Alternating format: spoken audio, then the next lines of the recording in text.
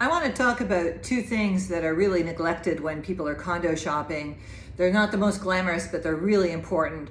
The first thing is windows, and the second thing are walls. Now, why do you need to pay attention to windows and walls? Well, if you're coming from a house and you're moving to a condo, you need to make sure whatever condo you move into, the wall space accommodates your furniture. So bringing a dining room set and a buffet, bringing an entertainment unit, bringing bookcases are all things that you should consider when you're looking at a condo layout.